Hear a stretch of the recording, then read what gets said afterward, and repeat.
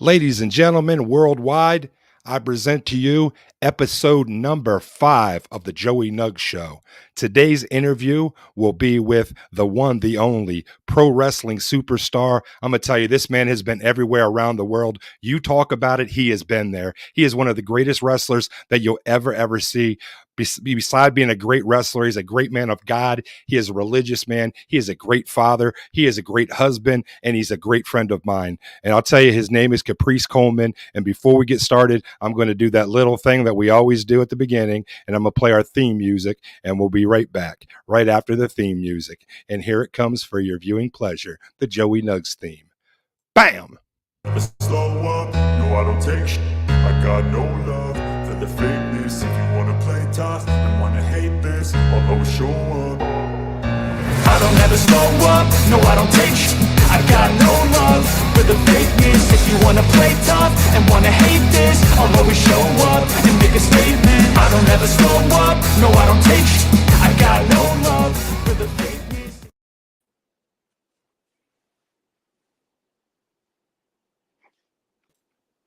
Ladies and gentlemen, for your viewing pleasure, it is my honor and a privilege to have one of the greatest wrestlers I've ever come across.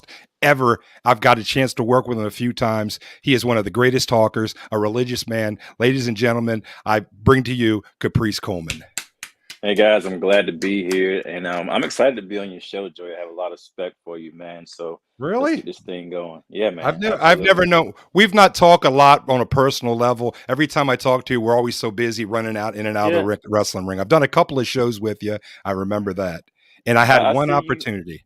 I Go ahead, see you I'm moving sorry. and shaking, man, and you've I'm lost like trying. 100 pounds or something, right? Yes, sir. I'm doing great, man. Yeah, I'm. s- I keep I, up with you, man. That's stuff that doesn't go unheard or unseen, man. Anybody that can do that type of stuff and hold on to it, that's concerned about their health, man. I'm all for that, and I'm cheering you in the background and in the forefront, man. That's commendable. So I wanted to make sure that you knew that even the accolades that you have given me to start with, that I had to look behind myself and try to wonder who you're talking about. no, I'm talking about Um, Caprice but Coleman. I'm gonna but tell you, sir, not to cut you off. I've always considered you one of the most underrated wrestlers ever.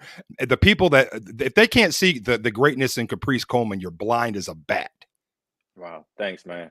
But just let you know, I see you too, bro, and I'm happy to be here. Thank you. It is my privilege and my honor, sir. Before we get started, sir, I want to, if you could, I know you're a religious man. Is there any way you could bless us with a prayer? Give us a good vibe for this interview. Oh, sure. Lord, we thank you for the opportunity we get to pray uh, in public about you and be proud to tell the world who we serve. Lord, I pray that this interview is prosperous, it's productive, and that it gets the word across that needs to get across. It's entertaining, yet fulfilling at the same time. And we will give you the praise for this. In Jesus' name we pray. Amen. Amen. Thank you, sir. Thank you, sir. I'd had to take my hat off for that. This, Joey Nuggs' his hat is part of his gimmick. Yeah, I opened my eyes and you was putting your hat on. And I'm trying to remember if I've ever seen you without a hat on. Did my first interview was with Baby Doll, and I don't know if you know, I'm sure you do. Zach Salvation, wrestler. He's Oh, I retired remember now. him. Yeah, Yeah, he was a Zach's. teacher. Yeah, he's a teacher now. He had to Yeah. retire. He had to retire from that. Unfortunately, it was a big, long story beyond that. I'll tell you that off the air. But he's working a regular job, and he's making more money than he did as a teacher. And that's the guy, and that's a blessing all in itself. But to quote him, he told me, Joey Nuggs, I'm watching your show. Why aren't you wearing your hat? I was like, well, I got these big cans that I'm wearing. That's what they call them, cans. That's supposed to. He said, get yourself a pair of earbuds. You got to wear your hat. That's one of your signatures. Exactly. Yeah. So he says your signature. Put your hat back on. So I was like, I got to figure this out. I was like, I've never seen him without his hat on. I guess it's like seeing. I don't know if you ever saw the movie Smokey and the Bandit. Not off recollection. I know exactly. I know what you're talking about, though. With Burt Reynolds, Sally Yeah, Fields. He drove around, and anyhow, one of his biggest things, Sally Fields says, "Will you take off your hat?" He said, "Only take off my hat for one thing." He said, "What's that?" He said, "I can't talk about that right now. I'm being a gentleman." So obviously that's not the reason I don't take my hat off, but it's part of my gimmick. Let's not talk about me. Let's talk about Caprice Coleman. That's the reason I brought you here. Sir, before we get started, I have to tell you something. I I talked to Timber, the insane lumberjack, and he spoke very highly of you. And he told me, tell Caprice this. He said, and I quote him, as great as Caprice is in the wrestling ring, on the promo, and during interview, he's even better outside of the ring as a man. Well, I can't comment on that, man. That's No, you can't comment on that because he talked about you, sir. yeah. Well, I'll say this: I have a lot of respect for Timber. I always have.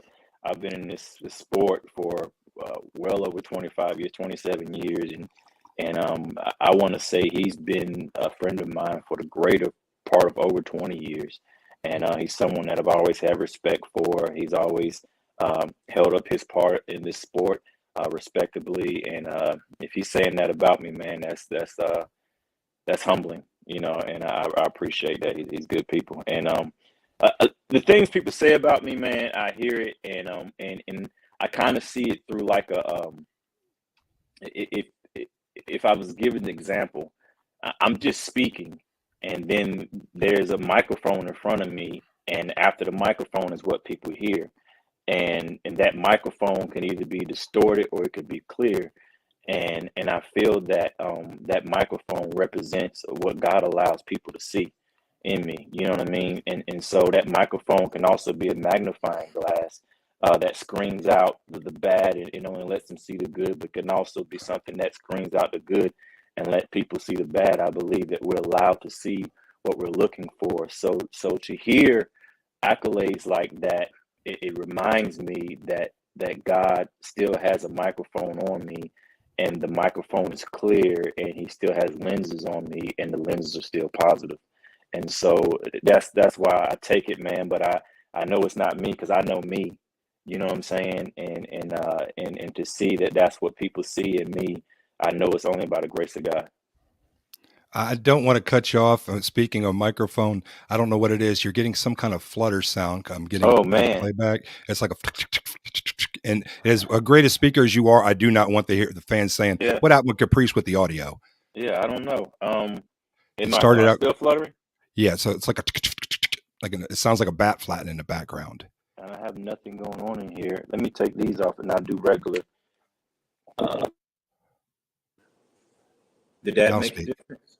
Yeah, yeah, a lot better. It's not fluttering. Okay, I'm getting a little echo, but I can hear you without the flutter. And I'm telling you, okay. as great a speaker as you are, I did not want people to say, "Man, what was you had a great interview? What was that flutter sound in the background, Joey Nuggs?" That's fine. Did you hear what I Yes, said previously? yes, I heard what you said. Yes, Okay, all right. yes, yeah, much better. Yeah. So, Caprice, you go by the. I don't know if people gave you this moniker or you gave it to yourself, the Ageless One. And I have to ask you, and off the record, did you find the fountain of youth and drink it all yourself, or what happened with that? Man, I woke up years ago. I want to say I was 38 years old, and I realized that this sport had really taken its toll on me and my body and my mind and spiritually. I would wake up in the morning, I was hurting, go to bed hurting. I was taking pain pills to get through the day, um, rubbing stuff on me to walk around like regular people. And it was frustrating because I realized at age 38 that there is a such thing as a bump card. Like Mhm. people pick about the bump card, but the bump card is real. And I was feeling that, and I was telling my friend Lodi about that one time at practice, and it scared me because at that moment I was in practicing or whatever like that in a practice, and I could feel every time I took a bump, I could feel it throughout my whole body.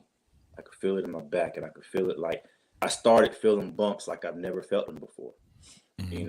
And that's when I started realizing that the bump card is real and that this sport takes a toll on you. And if you don't do anything about it, it could destroy you. And so you see a lot of people walking around and they could barely walk, or barely move. And so I moved from doing things um, that I was gifted to do, like the leaping ranas and all that stuff, to trying to find the mechanics behind them.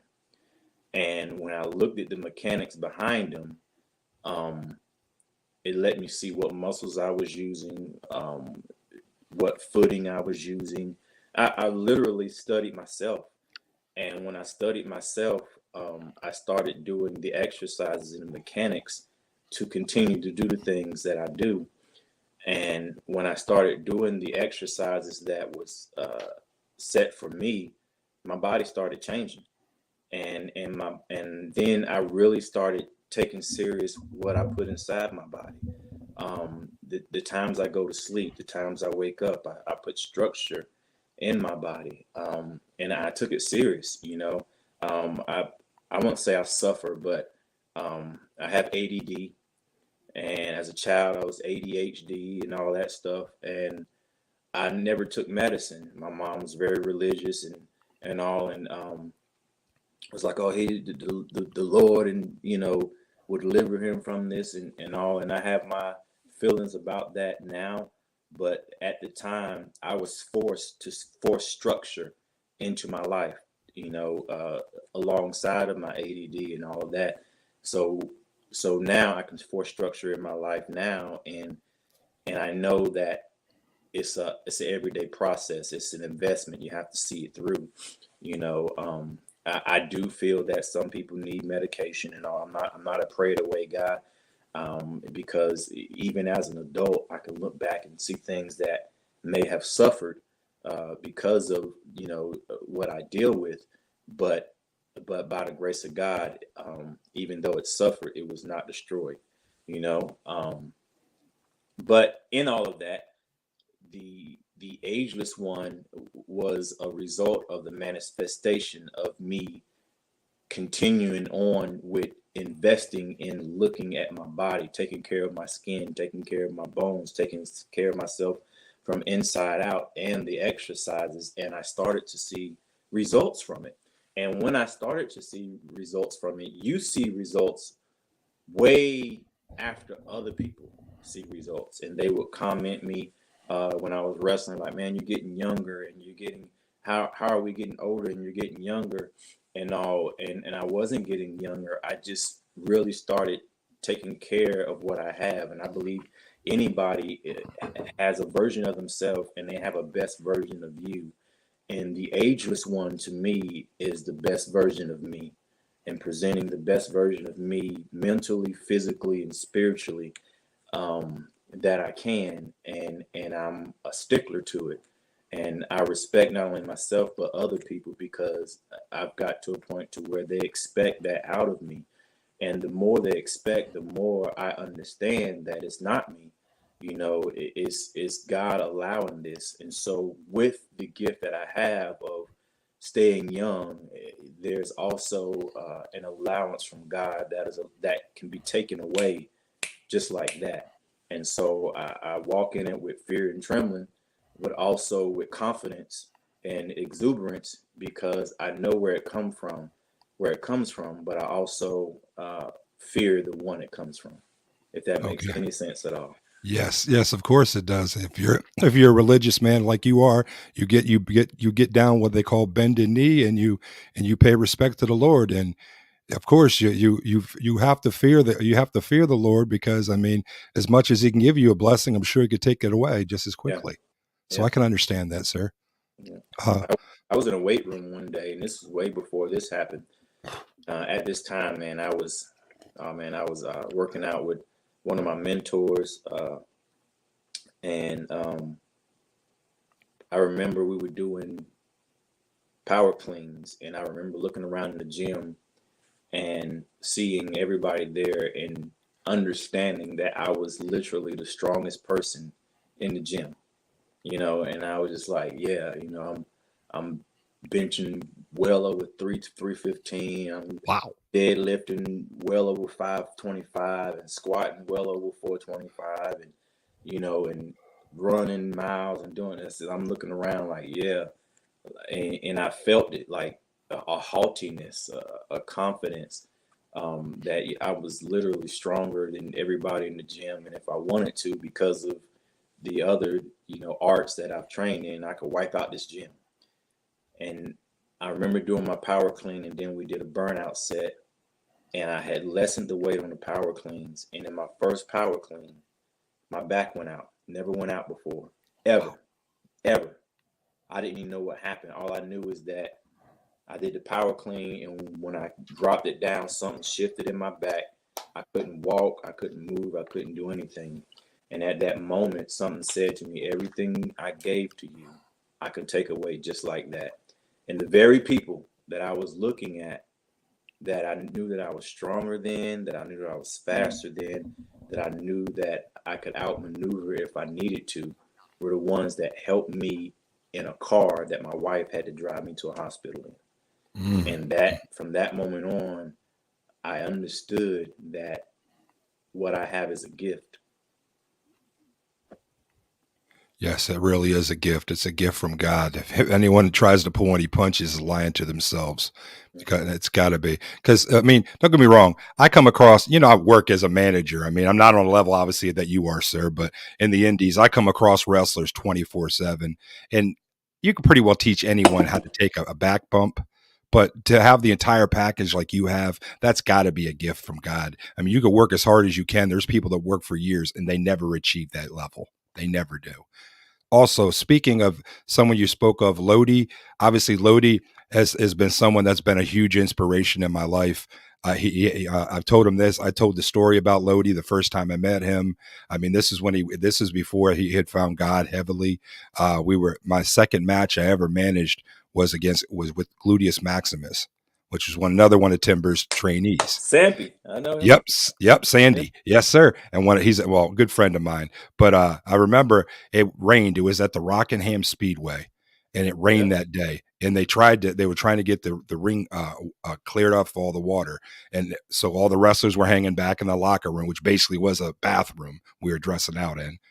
It's not always a glamorous in the world of wrestling. No, it's the truth. But Lodi looked at me and said, "Brother," he said, down over that hill, they're selling beers. You think they're cold? I said, I don't know. He said, you want to take a walk with me? I was like, okay. No, understand. This is my second match I've ever been in wrestling. I'm already kind of like, should I even be here to begin with? I'm blessed to even be here. And Lodi, one of the guys I grew up watching on television, asked me if I want to go take a walk with him. So we walked down over the hill, and we get 2 beers, and I go reach my pocket, and Lodi says, no, this is on me, brother. And I'm like, you talk about a mind blower. Wow. Yeah. I grew up watching this man on TV. And he just bought me a drink. Right. I mean, other people would say that was a big deal. No, that was a very humbling experience. Yeah. When see somebody on that level that I idolized watching on television just came out of his pocket and bought me a beer. Now, not talking, get beyond the beer. I mean, I told this story before, and Timber was like, no, Nuggs really respects you. He goes, I never knew this. And he remembered that. He said, you could believe that anything you'd ever done for that man, would he ever forget? So when I say the reason I brought Lodi up, you were talking about obviously an inspirational man of God, obviously of Lodi, but we were also talking about trainers. And I saw you work. I think it was with Firestone Wrestling. There was a really big wrestler, and please don't take this the wrong way. It was African-American, just as a description. You know, I'm not prejudiced, obviously, but you were tuning this guy up like a mechanic. And I don't know who he was. Do you remember the guy's name? But oh my God. That's John. He's like 6'10", 325. Yeah. And he's one of my students. I love him, man. He's getting some great looks. And he's a former Marine, educated, great guy. Good to hear. And he's getting some great looks, but his thing is he's big, he's strong, he's ridiculously agile for his size. And I'm the coach, man, that's on the field with my students. I don't coach from the outside of the ring. I'm in there exercising with them. I'm in there training with them. I'm showing them how to do the stuff, and that's just the type person that I am, and it keeps me in shape. And anytime you're teaching somebody, you learn it twice, And so training is something I take very, very seriously. And someone like John, he with his athleticism that he came in with the Marine Corps, and that's a level that I always respect, because there's a mindset that military people have that allows them to push past what is introduced to them physically, and sometimes I can push people, but I could push people in the military harder without telling them because it's in them. It's in them to Yeah. go the extra. It's in them to dig deep. And so someone like John, man, he's gonna go a far way. But I always enjoy working out with him because you saw the things I was doing, but to know Yes. who he is like it's amazing. Him keeping up with me, and I adjust my speed for what I'm doing and all that. But I look at I call them all my children. I look at my children, and I am honored to know that they will supersede me.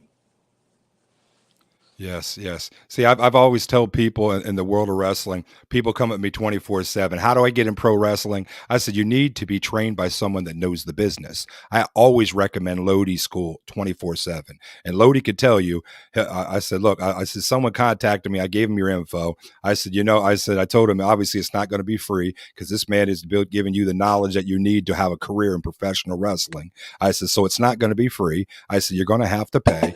But I said, the knowledge you're going to gain is going to be phenomenal. I would introduce people for Caprices on that same level as Lodi because Yeah. not only you know the game. I mean, you know what the big companies are looking for because you work for them. Yeah, I definitely will co-sign with Lodi School. I was training at High Spots, and High Spots school shut down. So most of I would say 90% of my children are with Lodi now. And Yes. Lodi between Lodi and Cozone, are where my children study at now, and I keep up with them, and they send me matches and interviews and stuff like that, just to let me know they're still going at it, and I pop up on them from time to time just to let them know I haven't forgot about them. And so the love I have for Lodi and Cozone, for training in this sport, to me is tremendous because they don't get the accolades they deserve, and especially someone like Cozone. He's so young, but he's doing so much. And out of Firestar Pro Wrestling, so many young people. I'm not talking about the older people that was and finally made. I'm talking about young people come from under him and make a great name for himself. But he seems to be left out of the picture of the one that was the catalyst for getting this person in the sport. So I try to give accolades to him and Lodi when I get a chance. Definitely. Well, let's get started with some questions. I'll go to the Magic 8 Ball. I'm just playing. I really don't use the 8 Ball. I'm just joking. But no, let's get But I'll let started. people do what they do, 'cause I know No, that I don't do they that. know I that. pulled that out just as a joke. I don't even know Yeah. if you see me shaking up the 8 Ball. I threw it out Uh, across the room. You got questions for 8 Ball. I wonder how many questions. I mean, 8 Ball. What kind of occult stuff did you bring me on, Joey Yeah, Nuggs? room of 8 balls. Oh, geez. I didn't think about that. I was just thinking about the game, the Right, eight I know, because Magic they 8 come Ball. out with simple questions. I was like, well, they're gonna pass that. You know, do you know in all reality, there's actually people that look at thing and actually guide their life on a Magic 8 Ball? Come on. Yeah. But let's get started. I'm seeing here, of course, I did my due diligence. If I'm going to interview Caprice Coleman, I'm just not going to, although I try to keep it spontaneous with a lot of spontaneity, I want to be somewhat ready. So I did go and look up your bio and see about you. And of course, for some reason, Wikipedia cuts off before your career got to the level it's at now. It cuts off at like Wildside, TNA. I have no idea who does Wikipedia I don't know or either. a lot of this internet stuff, and And sometimes I'm, I go check that stuff just to see about me. but is the information you've seen on Wikipedia true? I Yeah. want to make sure because I might say something and not be right. It is very accurate in a lot of things. There's nothing I could pick up and say that never happened, or that's a fabrication or anything like it. It's about my stuff is very accurate. Yeah. Okay. So it says here that you got your start, believe it or not, I never knew this, as a referee. Yeah, I started refereeing for Matt and Jeff. They were, at the time, it was New Frontier Wrestling Alliance. And I started training with them, and I was too small to wrestle. And the only small wrestler they had at that time was Shannon Moore. And so I said, well, I'll referee because I didn't have money to pay for training.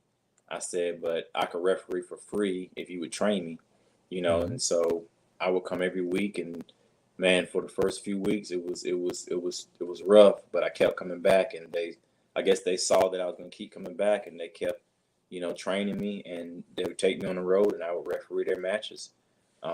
Because a lot of times the style they were using was way past the style that people were using in the early '90s, and all because people were on the WWF old school style, and we were more on the luchador, ECW, cruiserweight, WCW style. And Yep. so that's kind of what separated us from everybody else. Okay, and I see, but by looking up information, your first wrestling name was it Ice?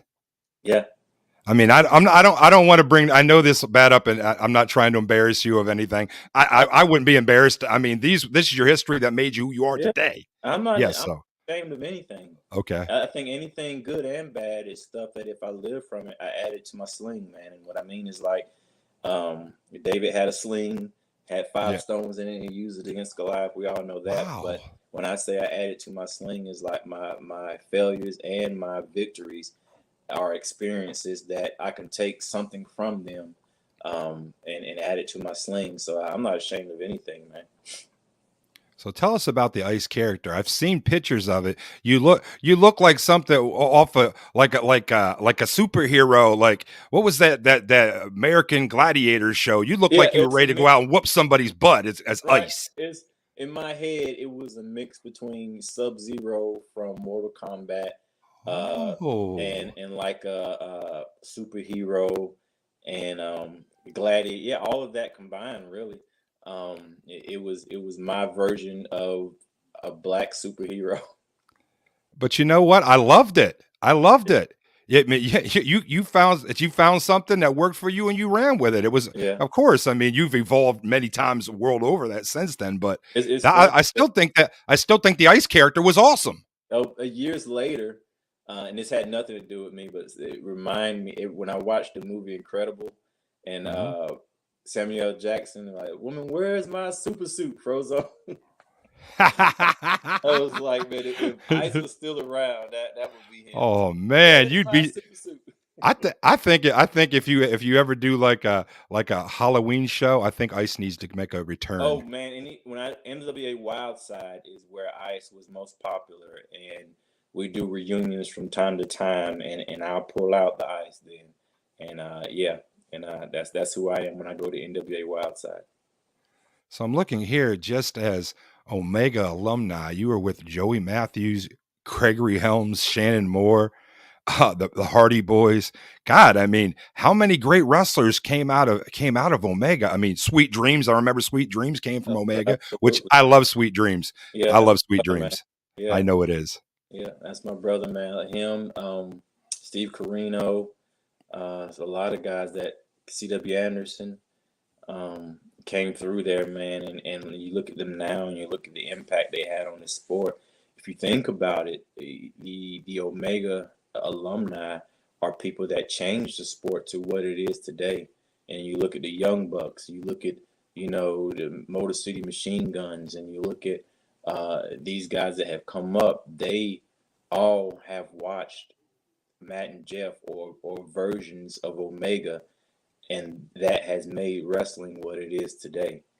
You see so many people still have reminiscences of Jeff Hardy, with the face paint and the pants and just kind of being who they are, and making it their own. So I really feel that the Omega alumni um, changed the trajectory of pro wrestling to what it is today. Just to where people are who they are, and make the best of it. I got another thing I remember because I didn't find this obviously anyway, but I know somewhat pro wrestling history of the Carolinas because I live here. But I remember there was a huge, I mean, stories that were told about the Italian Stallion when he would take Matt and Jeff up to New York, and everyone talked about how he worked them and he'd get their money coming and get their money going. Can you say anything about it without? I don't care. I don't know the Italian Stallion. I don't necessarily want to bury him, but can you tell? What do you know about that, man? What was really happening with that? I think when I think about the Italian Stallion, um, it reminds me that this sport is a sport that gives people highs and lows. And you can come into this sport and you can be high one day, and then when the sport is done with you, they're done with you. And it's on you to move on, or it's on you to try to find a living inside of the sport that you've made all these sacrifices for. And so I think that Italian Stallion, instead of walking away from it when the sport was done with him, he tried to find a way to make money in the sport with his connections and with his hookups and with his, mindset. And so in his head, he's helping people out by getting them these looks, and he's making money off of them. So that's kind of the way that he made money. And of course, we don't agree with the way he did it, but in turn, that was his way of survival. And he worked a lot of people in there. But then if you look at it, you wonder if he wasn't there, if they would have got looks at all. You know what I mean? And so sometimes we can't talk about the person that got us there, that the method they used, without seeing the outcome of it too. You know what I mean? And so I don't agree with a lot of things that Stallion did, but being in this sport for 27 years, I can look through his eyes and see that in the things he did, he was surviving. You know what I mean? And Yeah. and that's what a lot of some of the older guys are doing now, and that's why I try to pay respect to them, because I realize that this sport can chew you up and spit you out, and then put you on your own. It's on you what you do. I pray that people do things that are positive to stay relevant, or to stay active, or to pay their bills. But some people do things that aren't all positive, that have some dirt under their fingernails, but it's all in the game of survival, right or wrong. And so I I look at him with a lens of, forgiveness, and knowing that even though some of the things he did had dirt under the fingernails, the catalyst and the foundation was survival, if that makes any sense. Yes, I definitely understand that. It makes total sense. So I guess that's what they call paying your dues on the road. You got to do what you got to do to try to get further ahead in the career. Yeah. And a Yeah. lot of times this career, man, it pays off once or twice, and then it puts you on your own. And Yes. and then the older guys are, just trying to survive, man. And so they see these young guys, and some of them are working them, and some of them they see young guys with something in them, and they know the phone calls because they've met friends along the way, and they make those phone calls, but they also want to get paid for these phone calls and stuff. So they do stuff they did. And what I know about what he did for Matt and Jeff is, they got the looks, and he would ride them up there and get them their matches, and then he would, charge them for this and charge them for that. The same thing, like you said. But the funny thing is, they would have got paid that anyway, Yeah. But he did bring them up there. He did, he was the catalyst for that. And so even though he worked them, they still were able to go past that. You know what I mean? Yeah. Because at the end of the day, they had the talent that impressed the Yeah, Was it WWF then? yeah. And then some Yes. people he's probably done that with that didn't, And so Yeah. just because you bring somebody through the door don't mean they're gonna walk through it. That is very true. Now I see here when you left Omega, you went to NWA Wildside. Wild was it Wildside? I want to say that right. And you won the NWA Georgia Junior Heavyweight Championship from Laz December 2nd, 2000. Wow.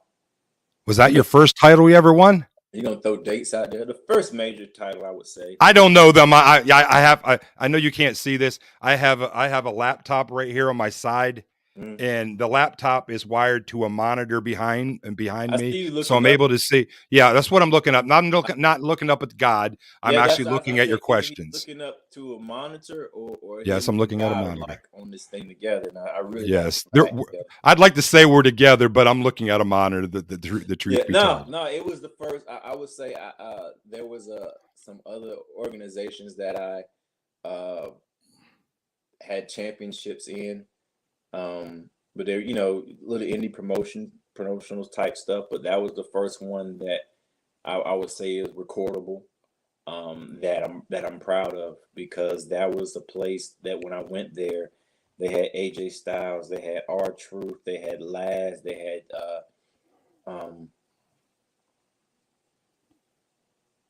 It says here you lost the title Eric to Harris, says Jimmy you lost Ray, the title to JC Daz on JC in Daz. It's Cornelia, so many Georgia. names. Say again. It says you lost the title to Daz, Cornelia, Georgia, Yeah. March 29th, 2001. So you held it what for how long? 4-month reign, it said? Yeah. I held multiple times too. So Oh, you did? yeah. Okay, Yeah. okay. And here's another thing question. Obviously, that was the NWA before the powers that be, Billy Corgan, Smashing Pumpkins own it, and obviously that was. I mean, they had the territory all open. But I seen you worked with NWA under with him. Tell me the difference between then and now for NWA. Can you tell me that? The difference is that there was a time like NWA Wild Side where you could buy an NWA, I guess, license. And so they had NWA North, NWA South, East, West, Hollywood, Wild Side, and it was like the territories were their version of NWA. And then there was a NWA champion, that was the so you would have the NWA North champion and South champion and East West champion, but then there was an NWA World champion. You know what I'm saying? Then there was an NWA National Champion. There was an NWA Junior Champion, and also and then some organizations would be deemed the carrier of those titles. So like NWA North or whatever would be the champions for the NWA World title. That their champion was there, or NWA Hollywood is where that or the tag team titles, the main titles, or whatever like that. So everybody had their individual champions, like the Wild Side champion, but then there were the NWA champion as well. And so it was a way to give indies a bigger name than what they already were, to take more serious. I think what Corgan did was bring it all together to where you can't just buy a license now and be NWA. There's one NWA, and he took the stars that were champions out of all of those and brought them together. And so this is now the NWA that it was, back then, is what he's trying to make it, the NWA that we used to grow up. We grew up on watching TV on, and that mindset. And I just came off tour with them last week. We did the 74 anniversary, and then we did TV tapings after that. And you got the Ricky Mortons, you got the Tommy Wildfire Rich, Baby Doll, and Ricky Steamboat, and all those guys they're in the back, man. They're making waves. They're still around, and it's an awesome sight to be working beside these guys. So I see here November 26th, 2003, you made a one-time appearance in TNA, losing to CM Punk, Julio De Niro, and a tag team match with Roderick Strong. Tell me about that. Do you remember it? So Yeah, obviously yeah, I remember it. That was my first, I guess, big break opportunity, and I went there with expecting the world, and that match was good. First time I met Roderick Strong, CM Punk or Julio, and when I met Roderick Strong, he basically told me who he was, what he does, and he asked me the same thing, and he was like, "Well, I'll match whatever you do, energy wise. I'll match it." And that was the first time we met. And then CM Punk and Julio, they were trying to form a tag. They were already a tag team, but they were trying to get higher on the card at the time. And so we were basically enhancement material for them. And we had like a 3-minute match. And I remember CM Punk, he pretty much knew everything, how he wanted everything to go. And that's and he didn't, they had our match and at least one more match on TV to do. So it was kind of like he just wanted to, it was kind of like he was in and out with us, but his main focus was the TV stuff, and it still came out pretty good. But like when I look at it, it reminds me that that was where I first got to start at, and if I had to do it all over again, I would have approached it different. But it still is what it is. Let's talk about something else now. Another company you work for, Ring of Honor. Tell me, I know it's Ring of Honor now that they're bought out by Tony Khan and they're owned by, they're. I don't know what exactly is as far as legalities or whatever. I don't want to ask, but before when Sinclair owned it, well, even I think Sinclair wasn't the original owner.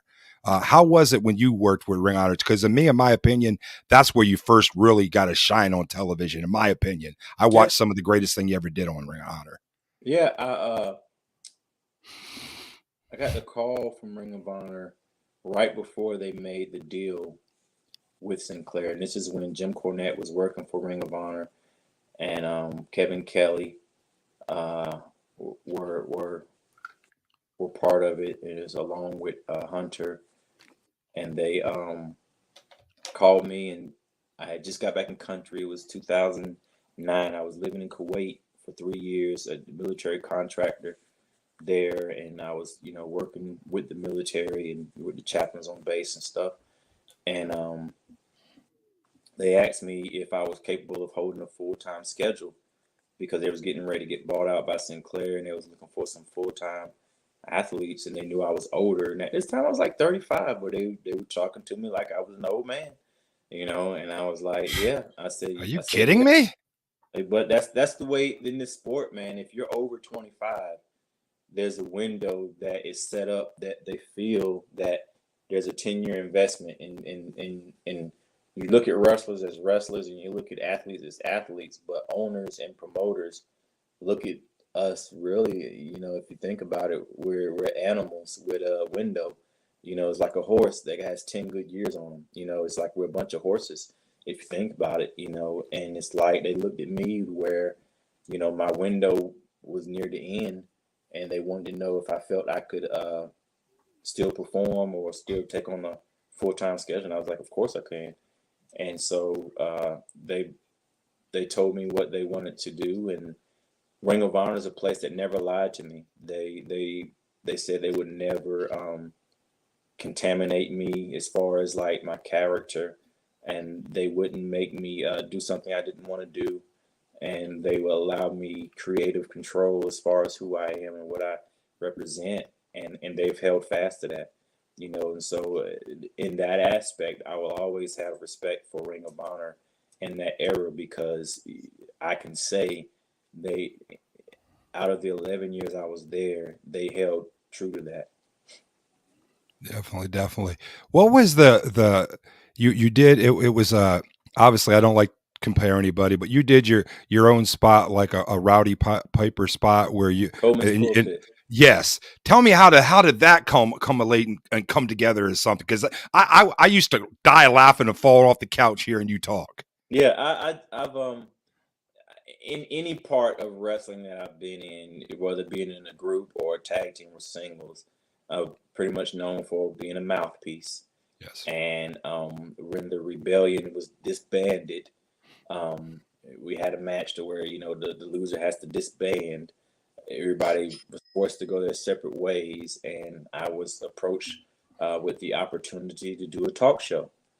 And I was like, I would love to do a talk show, and I loved Piper's Pit, Barbershop, and all of those, and so that was my version of that, and it was Coleman's Pulpit, and it was basically the idea I had because I had approached them about it before, but sometimes in the wrestling world, you have to plant a seed and then let them come back with the idea that they think is their own, but you planted the seed, you know what I mean? And so Yes, they that was happens like, a lot in the world. and so when they brought it, when I brought it to them before, I was saying that Ring of Honor, in my eyes at the time, was looked at as just a bunch of athletes that can wrestle, and there's nothing that separate these guys except for who the champion is.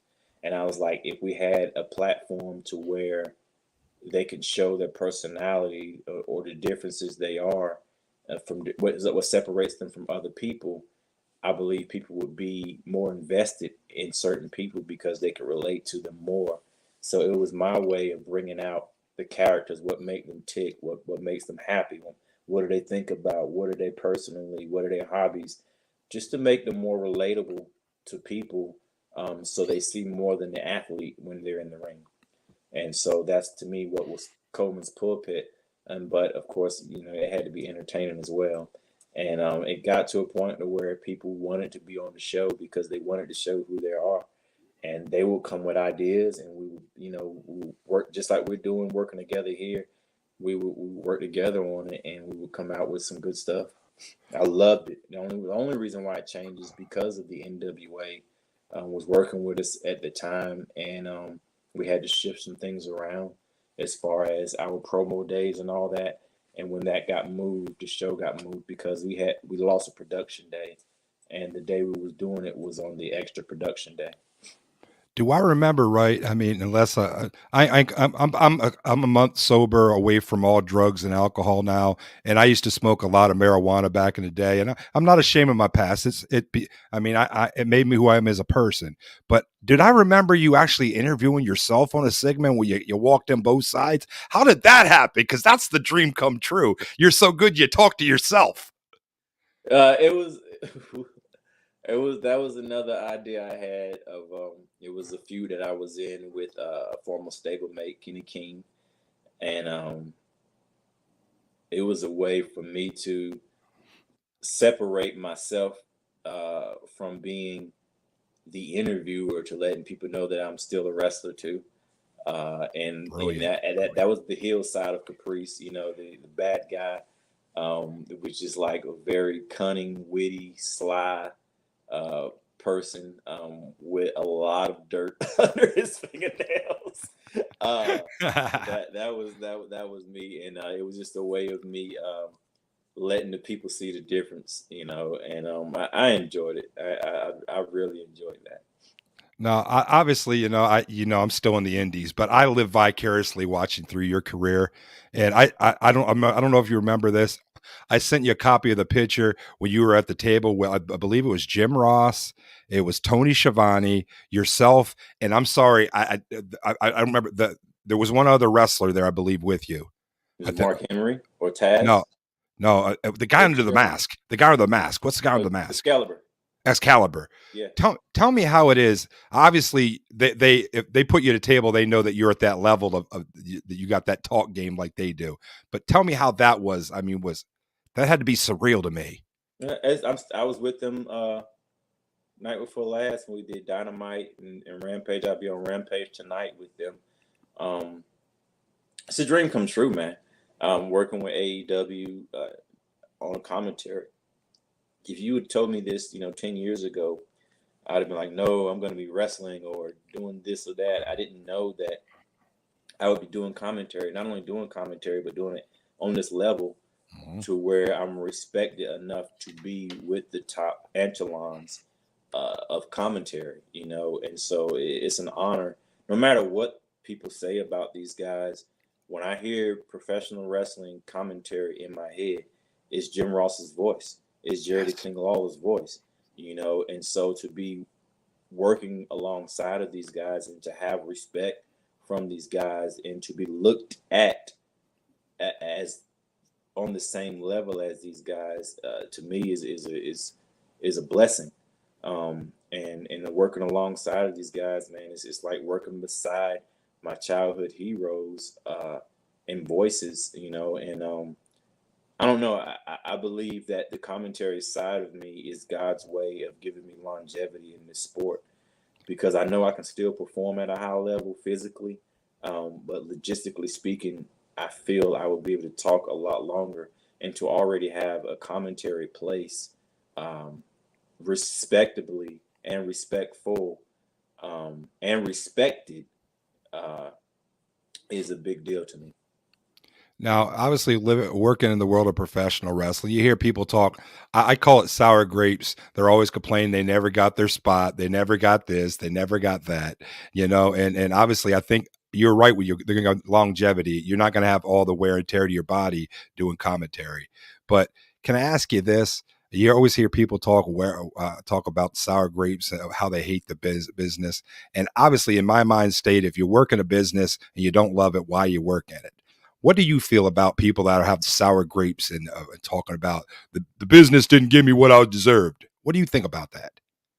I think they're telling their truths. And I've felt that way before. Um, and they are probably at a mind. I'll say this. Um, I feel like I've invested most of my life in this sport, and I don't feel this sport has invested the same time in me. And I'm at a high point in my career now that people want to see me, want to hear from me, and want to watch me. But I'm 27 years in this thing. Yes. And there were years, 10 years in, 15 years in, 6 years in, 20 years in, where I was just another person, where I felt the way these people were feeling. But I also realized that at that time I had a choice whether I'm going to stay with it or I'm going to leave it. And I feel that uh, I feel that in my head, what's the word I'm looking for?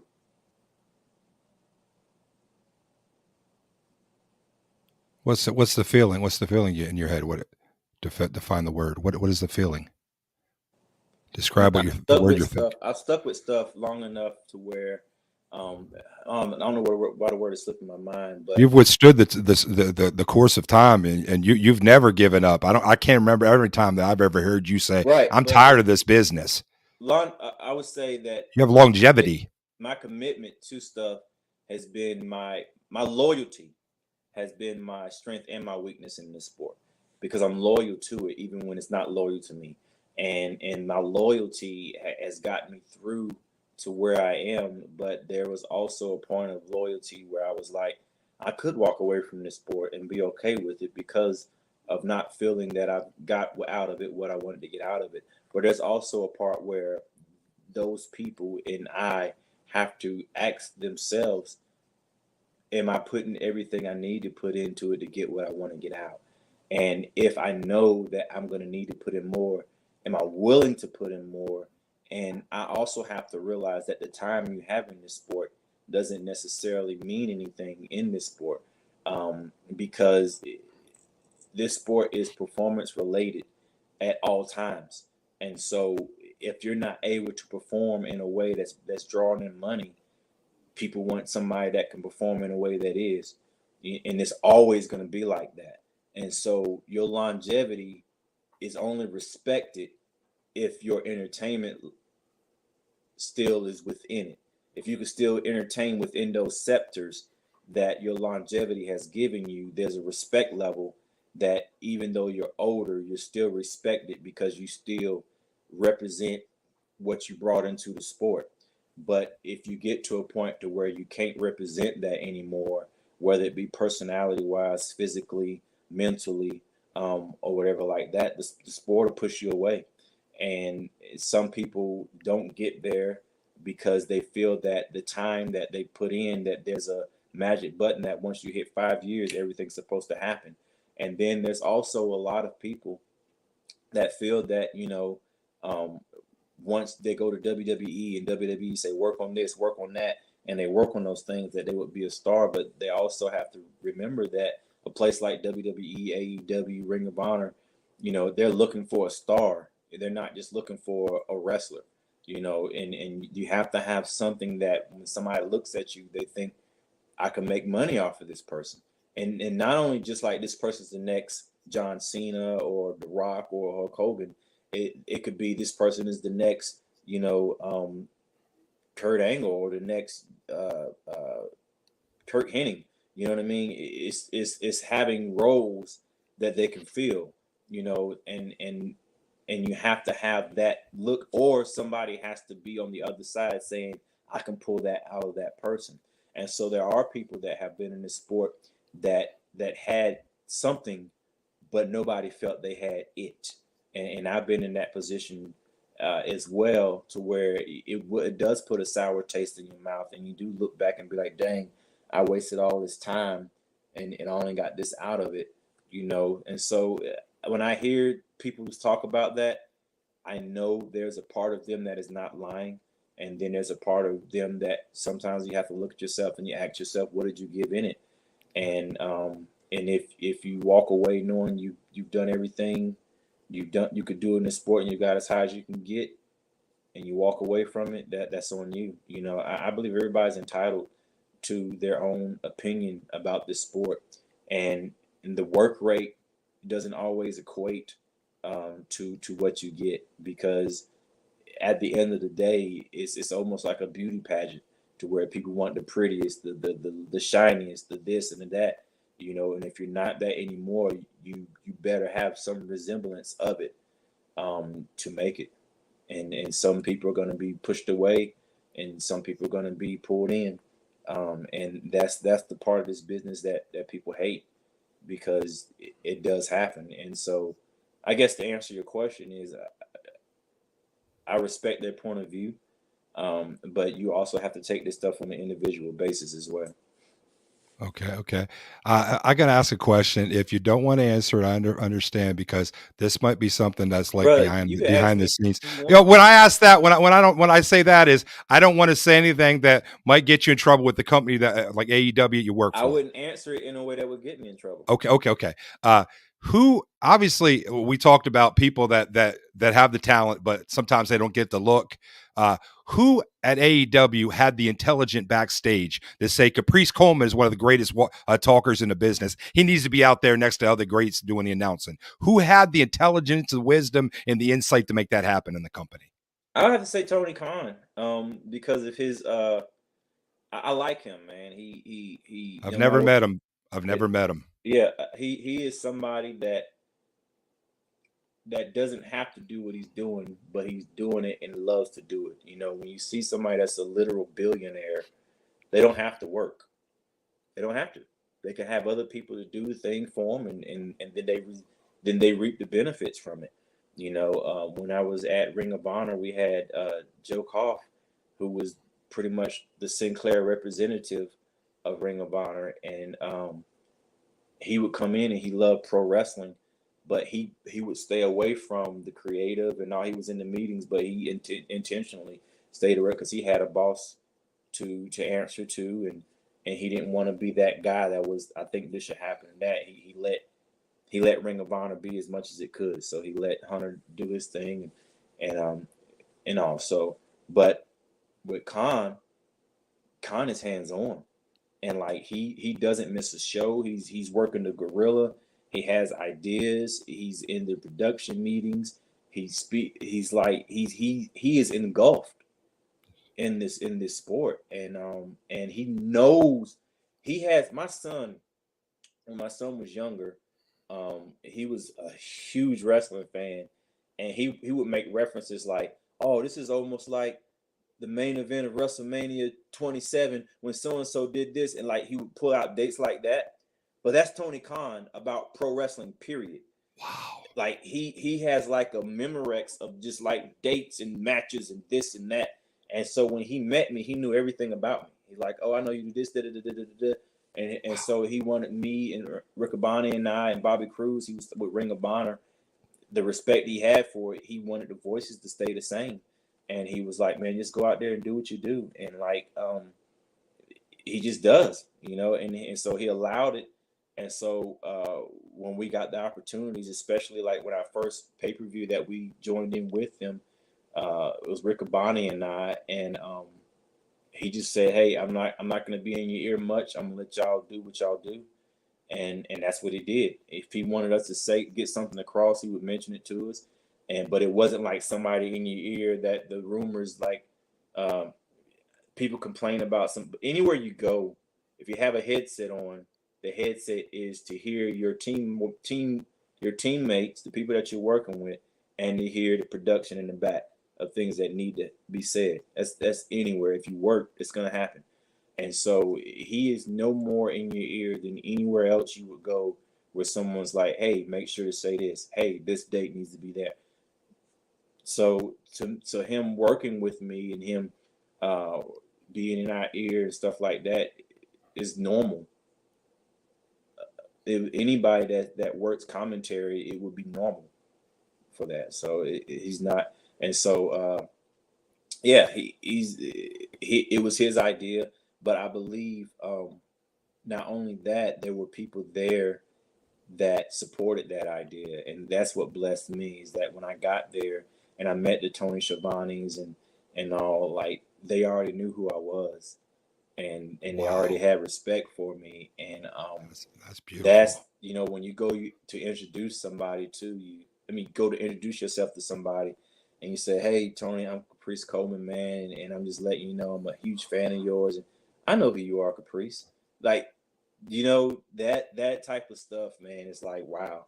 And yeah, and so that's the type of vibe that's there, and that I work with, and to work with, my childhood heroes and all that, and to be respected by them is huge. It's huge. Yeah, that's one thing I can say. I've never met Tony Khan, but and I've never ever worked obviously with AEW. But I remember speaking last year to John Schuyler when after he blew out his knee, when he did the AEW dark match and he blew out his knee, he said that they did not just like goodbye. He said their sports doctors were all over him. Yeah, He goes, they walked me through and through my surgery and everything. yeah, He goes, and I wasn't even under contract. yeah. Tell me how it is. I heard the wrestlers actually have insurance there. Is that really true? Well, I don't know. I just know that that they are looked at as an athlete, and the advantage is that Tony Khan owning professional football teams, knows what it means to take care of an athlete. And I think that's what separates him from, in my eyes, like a Joe Koff, because I love Joe Koff. I think Joe Koff had a mind for wrestling to be in his head, to be put on a bigger platform. I believe Tony Khan's mind is not only to be put on a bigger platform, but to make sure the athletes are taken care of by the Yes. best doctors, by the best trainers, by the best, regimens that they can be. And that allows you to work in an atmosphere where you can get hurt, but if you do get hurt, you'll be taken care of and not just thrown away. And so there's a security in that type of atmosphere. Okay, that's awesome. And can I ask you this one too? I'm going to stop saying Ken. I'm just going to ask you because you said That'd that be I can ask great. anything. That'd be Okay, I'm awesome. sorry. I apologize. Can I'm I trying to take a be breath right respectful. now? Yes, I'm gonna go ahead, scratch sir. my head. Do you mind if I scratch my head? No, go ahead. I'm Oh, sorry. thank you. The reason I say that is because I respect you and I respect your career and I respect that you work for a bigger company and I don't ever want to say anything that's going to put you in any kind of harm's way. That's why I say when I say that. But what is the connection now with AEW and Ring of Honor? Are you with both of them? Are you Yeah, separate? right. Are you under separate contracts or is it one contract? That Are is you under one. an umbrella or what? Right. Tony Khan owns Ring of Honor. Tony Khan owns AEW. And Tony Khan is trying to find a place for Ring of Honor to be on television regularly, to where it's not competing against something that could overshadow it. He's looking for the right platform for it. And there is Ring of Honor, there is AEW, and there is Ring of Honor, AEW, AEW, Ring of Honor. It's a partnership and it's separate. I think in Tony's eyes, he wants it to eventually be a stand on its own type thing, and it's not going to be like a NXT or anything like that. It's going to be its own entity. And until then, he is allowing um, who he feels represent the company to show what they represent on AEW's platform until Ring of Honor can stand on its own. And so that's kind of the way he does it. And so there are some guys there that are looked at as Ring of Honor guys. There's some Ring of Honor guys that have signed with AEW, and there are some AEW guys that were part of Ring of Honor in the past that are AEW but have Ring of Honor ties as well. And so it's all mixed up, man. It's just whatever's best for the product, and that's the way he's approaching it now. And but his approach lets me see that he has a lot of respect for what Ring of Honor stands for, and whenever he makes a move, he wants it to be the best move. Okay.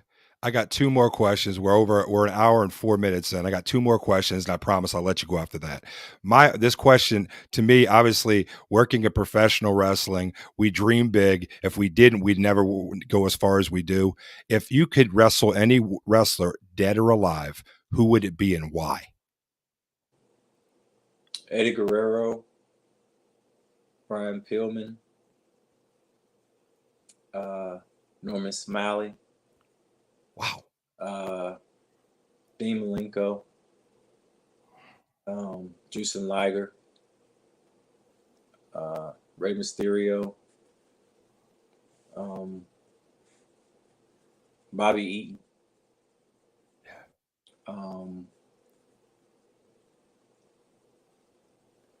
Too Cold Scorpio, Hard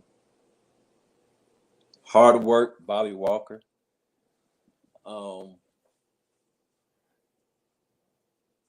Kurt Hennig, Bret Hart,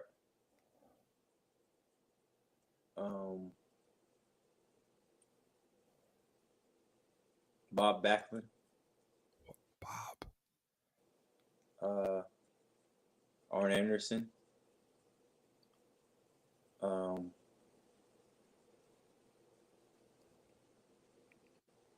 Rick Martel, Ravishing Rick Rude,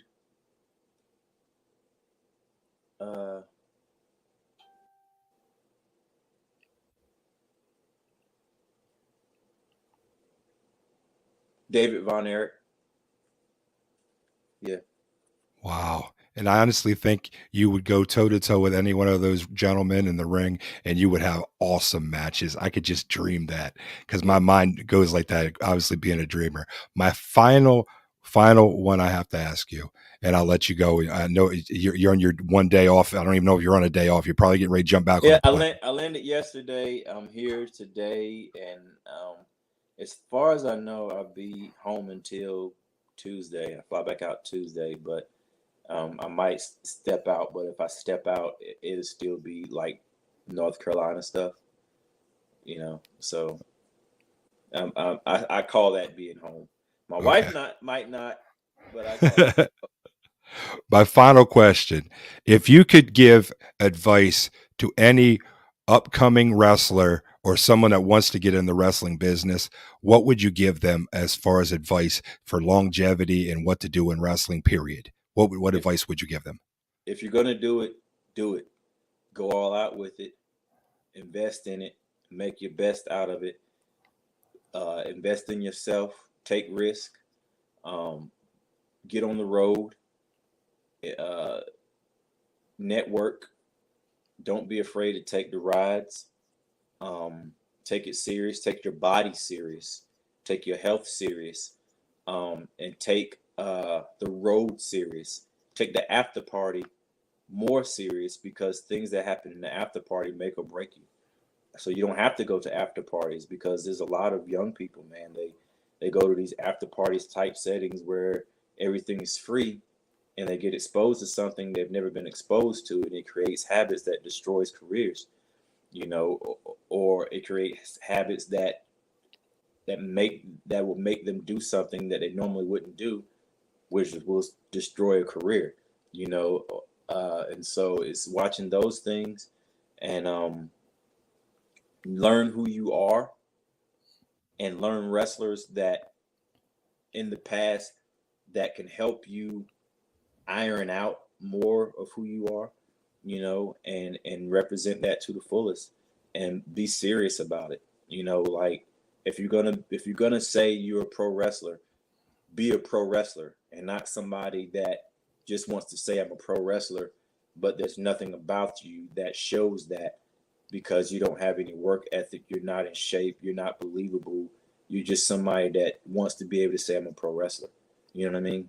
And Yes. so if you're gonna put that mantle on you, put that mantle. If I was a cop, you know what I'm saying, and I showed up and I ain't have my badge on, or if I didn't feel like driving a cop's car and I stopped you in a regular car, you wouldn't respect me as a cop, would you? If I was a fireman or whatever and I showed up with a jeans and t-shirt on and your house is on fire, you're not going to respect me as a fireman. If I was a preacher and I came up to you and I was drunk and high and cussing and spitting and was like, all right, let me pray for you, you wouldn't respect me as much as you would. You see what I'm saying? Yes. And it's the same thing with pro wrestling, man. You have to present yourself in a way to where when you say that, people look at you like, okay, cool. Not like, really? You know what I mean? And that's just the way it is, I feel. But the only way you can do that is by being true to yourself, to your fullest, being the best version of you, being ageless, like you presenting yourself with optimal fuel. You know what I'm saying? You're not walking around expecting optimal results, but you taking unleaded fuel. You know what I mean? And so Yes. that's that's that's what I would say. Wow, what a great answer. Ladies and gentlemen, this is Caprice Coleman. He is everywhere, as you can see. I've been running, there's the banner running down across the bottom. I don't know if you noticed, to give me your information. Ladies and gentlemen, you can find Caprice at Twitter at Caprice Coleman, Instagram at Caprice Coleman, and Facebook at Caprice Colemanism, which, by the way, I love that Colemanism. Uh, Where did you come up with that? I so sorry, I know I I want wasn't to going to ask any more questions, but that would no, make no, me no, wow. I want to say it was my aunt Sudan, um, or she may have said it first, but it's kind of like our way of the Coleman family is just we're a family of entertainers. My dad is a musician, um, and my sister's a comedian. You know, I have aunts and uncle. My uncle is a Really? boxer.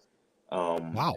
like it's just like it's we're a family of entertainers and athletes. You know, and there are some things that we do around people that people don't get, and we're like, it's Colemanism. Like, you know, it's a confidence that we have that other people might not have. It's just Colemanism. Like, you know what I'm saying? And so I take that to where I know I don't fit in any peg. I don't fit in any shape. I don't fit in. I don't care. It's Colemanism. That's an awesome terminology, and it describes you so well, sir. I've seen pictures of your family. Your father looks like he's as young as you are. Oh my Yeah. goodness, I've He's never met your. What he's the you real say? ageless one. He's like Yeah. 70 years old, Wow. and I wouldn't fight him. And you say you got a sister that's a comedian? Yeah, my sister. Wow.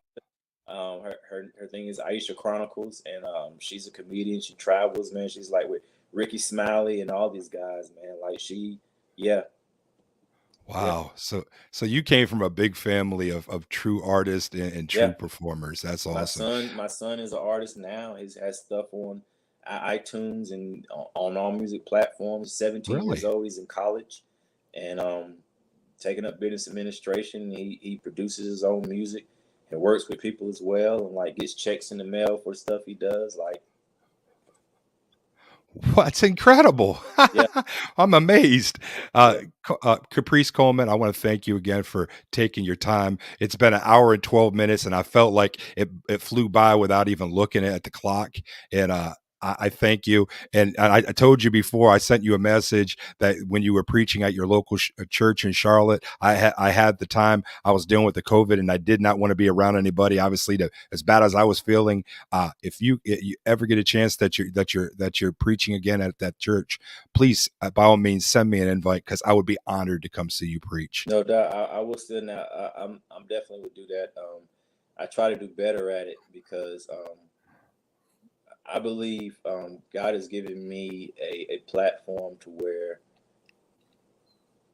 people see me outside of the church, and because of the life God has allowed them to see me outside, people that would normally not walk inside of a church will walk inside to hear me speak, and that's just another blessing, man. Like I can't say you need to come do this. It's your choice, but you saying that you would do that is like I said in the beginning, man. It just reminds me of the window that I'm seeing through, and I definitely do that.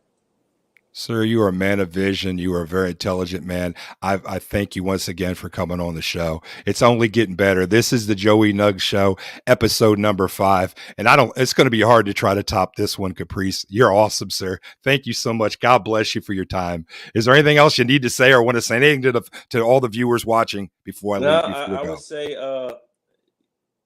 move forward, man. Do whatever you do to your best, you know, hopefully. And then when I say hopefully, I'm saying hope fully. Like when you have hope in something, fully hope in it. Don't. There's a saying people like, is things gonna work out? Hopefully, you know. But it's using your words with power, man. I think hopefully is a powerful word. If you're hoping for something, you're hoping fully in it, which means your hope is full in the thing that you want to come through. And so whenever you're working in it, hopefully in it, put yourself into it, and and be able to make time for yourself and presenting your best self that you can present to people. That may mean taking time out for yourself to recharge, and knowing the difference when you can be in front of people and when you can't, when you can work and when you can't. But when you're recharging, know that you're only recharging for a time, so you don't get set in a mode where you're recharging more than where you're working. Then you're not being successful and you're not being productive. So managing those things, I think will help you out in life, and having a faith ground. My faith is Christianity. I can't bite on anybody else's. It works for me. If you want to know more about it, you search it out, and I would definitely talk about it. But having a faith foundation, or a spiritual foundation, I believe, to me, I have what I call the fountain of youth. My fountain of youth is spirituality, health, and fitness. You need a spiritual base, a health base, and a fitness base to make it in this world. And I believe if you have a hone on those three things, you can be ageless. Yes, and that fits you perfect, sir. Thank you again for your time. God bless you, and I'll see you down the road, sir. Goodbye now. Thank All right, you. take it easy. Bye-bye, Caprice.